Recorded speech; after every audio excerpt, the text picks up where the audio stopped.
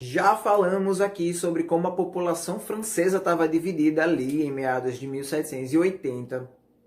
Seus aproximadamente 24 milhões de habitantes da França se dividiam em primeiro, segundo e terceiro estado. O primeiro estado era composto pelo clero, os membros da igreja. O segundo estado era composto pela nobreza e o terceiro estado pelas diferentes classes da burguesia e por toda a população pobre e trabalhadores rurais e trabalhadores das cidades na França.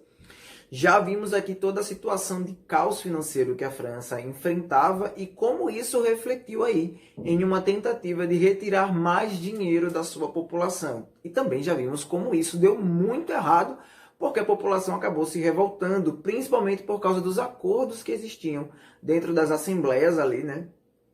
Quando existia a reunião dos três estados. Sempre o primeiro e segundo estado faziam um acordo que colocava muito para baixo aí as expectativas do terceiro estado. E vimos como, a partir disso, o terceiro estado se rebelou, enfrentou os ideais da nobreza e do clero, invadiu a Bastilha, que era uma das principais referências, um dos principais símbolos da França naquela época, do governo francês, estou falando. E vamos, a partir daqui, falar sobre como o processo de Revolução Francesa se incorpora agora, toma força e se arrasta aí pela próxima década. Para a gente entender melhor, os historiadores dividem todo o processo de Revolução Francesa em três fases. A primeira fase é a chamada fase da monarquia constitucional, que vai de 1789 a 1792. A segunda fase da Revolução Francesa é a República, né? Depois que a República é implantada, que vai de 1792 a 1794. E a última fase é o Diretório, de 1794 a 1799, quando acontece o golpe do 18 Brumário. E alguns historiadores, né, entendem que o processo de Revolução Francesa continua a partir de 1799, não acaba aí.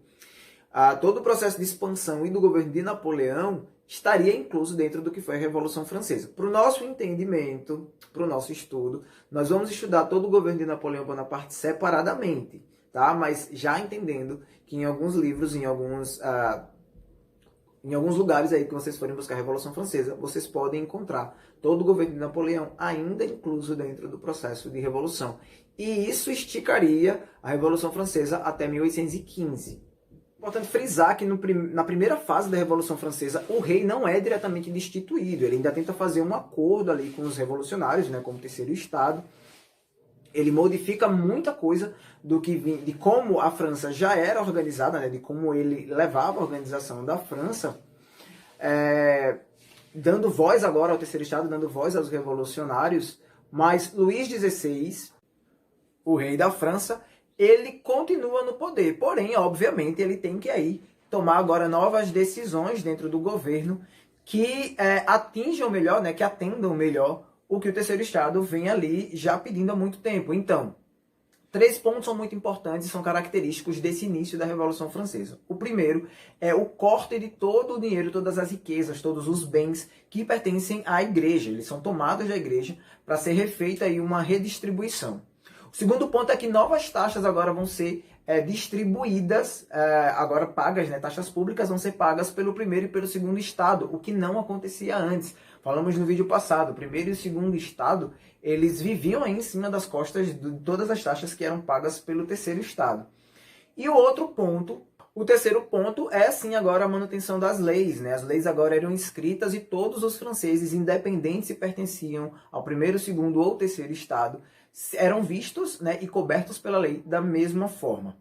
Obviamente, toda essa mudança que está acontecendo na França não vai ser bem vista pelos outros estados absolutos e alguns vão se voltar contra o rei francês, né? Por que ele está permitindo que toda essa mudança seja feita aí da parte do povo mais pobre para cima da nobreza e do clero, principalmente aí liderados por Prússia e Áustria, né? Vários outros estados nacionais vão declarar guerra à França, e isso vai começar a acontecer agora um embate externo, né? Toda essa revolução era um movimento interno dentro da França, uma movimentação, uma mudança social e política interna, mas agora começa a receber interferência internacional.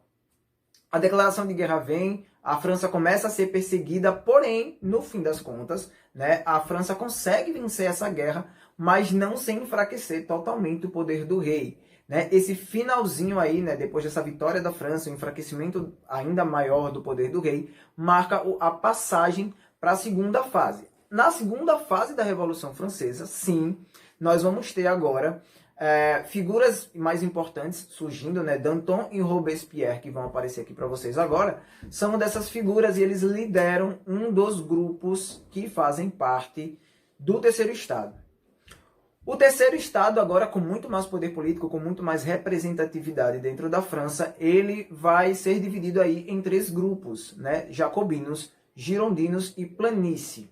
O grupo dos girondinos era formado principalmente pela alta burguesia, ou seja, pelos componentes da burguesia mais ricos, mas também tinham componentes aí do povo, com ideais políticos mais moderados, ou seja, eles queriam a mudança gradativa, sem muita violência, sem tanto conflito, o que era o contrário da visão dos jacobinos. Os jacobinos, eles já queriam, né, eles eram aí de esquerda mais exaltada, eles queriam a revolução através da violência, e era um grupo formado por trabalhadores pobres, trabalhadores rurais e a baixa burguesia. Talvez aí a explicação dessa violência mais extrema, né? Porque essa era justamente a camada popular que mais sofria, que mais era reprimida e que mais vinha passando fome e aí tendo que pagar altas taxas. Porém, se eles são os mais pobres, eles não tinham condições mínimas de pagar essas taxas, mas continuavam sendo cobrados, o que pode ter despertado dessa parte do Terceiro Estado essa intenção violenta maior. Existe um terceiro grupo que é a planície. Esse grupo ele não vai ter uma representatividade, eu falo no sentido de fazer mudanças dentro da França, como jacobinos e girondinos. Ele não vai protagonizar aí brigas internas como jacobinos e girondinos, porém, eles são um grupo que praticamente é determinante para as decisões do Terceiro Estado, porque esse é o grupo com o maior número de participantes. A planície não é um nome dado aí de forma boa, né? Na verdade, eles eram chamados ali como planícies, pântanos ou até de sapos, né? Era uma forma de criticar essa parte, porque eles eram um grupo também de ideal moderado, também composto pela alta burguesia, mas que ficava em cima do muro, se a gente for falar aí das discussões mais relevantes. Em alguns momentos eles apoiaram os jacobinos, em outros momentos eles apoiavam os girondinos, e é óbvio que esse apoio ia depender de para quem que a situação da Revolução Francesa estava mais favorável, né? Eles iam junto com o vento, por assim dizer. O início da República Francesa é marcado então pela destituição do rei, a prisão do rei e talvez o ato que seja mais icônico, né? Seja mais representativo, que é o assassinato, né? O rei Luís XVI, ele é degolado, ele tem a cabeça arrancada, ele, a rainha, outros membros da nobreza, e é isso que simboliza, talvez seja o maior dos símbolos da Revolução Francesa, a decapitação da nobreza e a própria invenção da guilhotina. Esse período inteiro vai ser conhecido como o período do terror jacobino, né? A grande parte do período da República, da Revolução Francesa, é conhecido como terror jacobino, justamente porque um de seus líderes, Robespierre, ele vai começar a guilhotinar todos os inimigos do seu ideal de revolução. Vale lembrar que o ideal de revolução não era igual para jacobinos, girondinos e planície, né? Já falei para vocês, os jacobinos eles vão se tornar muito mais exaltados, principalmente por causa de seu líder. Outro grande líder dos jacobinos foi Danton, né? Esse aí responsável por ter organizado o exército e o que levou os jacobinos a ascenderem ao poder. E vale lembrar que jacobinos e girondinos entraram em conflito, né, com relação à decapitação do rei. Né? Girondinos não queriam, né, eles queriam a prisão do rei como representatividade, e já jacobinos queriam a morte do rei como um exemplo para todos aqueles que se voltassem contra a revolução. O que vale lembrar agora desse segundo período da República, né, é que várias alterações vão ser feitas. A própria Declaração dos Direitos do Homem vai ser alterada pelos jacobinos, outras leis vão ser implantadas, né, e o que vai acontecer também são as decisões, por exemplo, da lei do máximo. Então, é proibido o aumento do valor do pão, né, já que é para dos itens mais caros da alimentação do francês naquela época. Vão ser estabelecidos aí outros preços máximos para outros alimentos e uma facilitação muito grande para toda a população mais pobre da França começa a ser desenvolvida durante esse governo. Porém, não é só de coisas boas para o lado da população mais pobre que esse governo vai se desenhar. Ele também fica conhecido, como nós já falamos, como terror jacobino, pela forma com que vai começar a perseguir os chamados inimigos da Revolução Francesa. Vários membros, pessoas icônicas, né, políticos franceses, representantes da nobreza, vão começar a ser perseguidos e declarados inimigos. E, obviamente, o final para esses declarados inimigos era a guilhotina, como aconteceu com o rei. O ápice disso vai ser o guilhotinamento, quase que a palavra não vem agora, o guilhotinamento de Danton, um dos principais líderes no início dessa revolução. Por parte dos jacobinos, vai acabar indo para a guilhotina também. E isso vai causar um clima de tensão muito grande dentro da França, porque a partir de agora qualquer pessoa podia ser considerado um inimigo da revolução e guilhotinado. Por consequência disso, outros grupos, né, sociais não políticos, começam a se organizar agora para tentar dar um golpe e retirar do poder Robespierre, que, ao que parecia, estava louco aí, mandando matar todo mundo.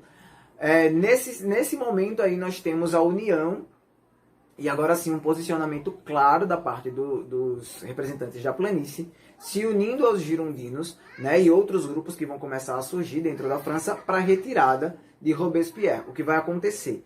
Esse golpe que foi armado em cima de Robespierre, que vai levar ele para a cadeia e depois vai levar ele também para a guilhotina, é justamente o que nós chamamos aí do golpe do 9 do Thermidor. Por que vai acontecer? Os golpes, se vocês prestarem atenção, os golpes ou os momentos mais emblemáticos da Revolução Francesa são datas, mas datas com um nome que nós não conhecemos. 9 Thermidor, 18 Brumário, que a gente vai ver mais pra frente. E isso vai acontecer porque durante a Revolução Francesa, ainda na primeira fase, eles inventaram um calendário francês. O calendário francês foi desenvolvido retirando da base do calendário as festas e as datas mais importantes para a Igreja Católica, né? A visão religiosa foi totalmente apagada do calendário, já que apagar a importância da Igreja Católica era um dos pontos mais importantes para os revolucionários franceses desde o início do processo de revolução. Com o golpe do 9 do Thermidor tem início a última fase da Revolução Francesa, que é o Diretório. Para evitar que pessoas com pensamento parecido com o de Robespierre subam ao poder e comecem um período de ditadura, o diretório ele era dividido, o poder dentro do diretório era dividido entre 4 diretores que iam aí, né, se revezando nas decisões políticas, obviamente, conversando entre si, para que a França tivesse uma unanimidade, né, o governo francês tivesse uma unanimidade, trabalhasse em conjunto, porém com o poder de vetar decisões que considerassem exageradas de um diretor ou de outro. Durante esse período do diretório, a França vai começar a focar muito em cima do seu exército. Então aí alguns generais do exército começam a se tornar figuras muito conhecidas do povo. Um desses generais é uma figura aí muito também icônica, tanto do processo da Revolução Francesa quanto da história da França. Napoleão Bonaparte vai se tornar um dos 3 maiores generais da França. Começa uma campanha, né, uma nova guerra contra a Inglaterra, começa agora pela região do Egito. E o que vai trazer toda essa fama, né, de grande herói para Napoleão Bonaparte é justamente essa vitória contra a Inglaterra lá pela região que fazia parte do Egito. A França sai vitoriosa, né, dessa guerra contra a Inglaterra. Isso eleva demais a imagem de Napoleão Bonaparte. Fora isso, né, já existia uma campanha, a gente vai ver melhor isso quando for falar do governo de Napoleão, já existia uma campanha de fortalecimento da imagem de Napoleão Bonaparte, ao que alguns historiadores entendem como já existia a ideia de acontecer um golpe em cima do diretório, retirar a burguesia do poder e começar uma nova fase de governo dentro da França. Se a ideia existia ou se a ideia não existia antes do tempo, o fato é que o golpe do 18 Brumário vai acontecer e Napoleão Bonaparte ascende o poder, finalizando esse processo que nós conhecemos como o processo de Revolução Francesa. O diretório ele começou a se enfraquecer principalmente porque a França vinha numa situação econômica muito difícil. E embora tenha ganhado agora essa guerra contra a Inglaterra, a situação não estava das melhores.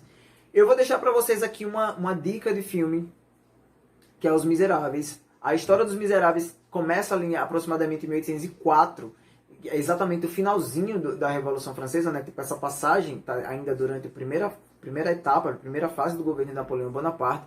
Então vocês conseguem entender qual era o nível aí de problemas sociais que a população mais pobre na França enfrentava.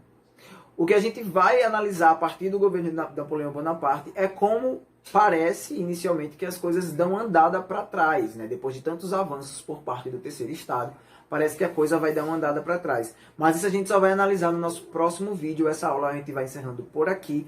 Vou deixar na descrição do vídeo para vocês verem depois as páginas para vocês acompanharem, fazer a leitura pelo livro de vocês. E qualquer dúvida, já sabem, deixe comentário, eu volto e tiro as dúvidas de vocês no próximo vídeo.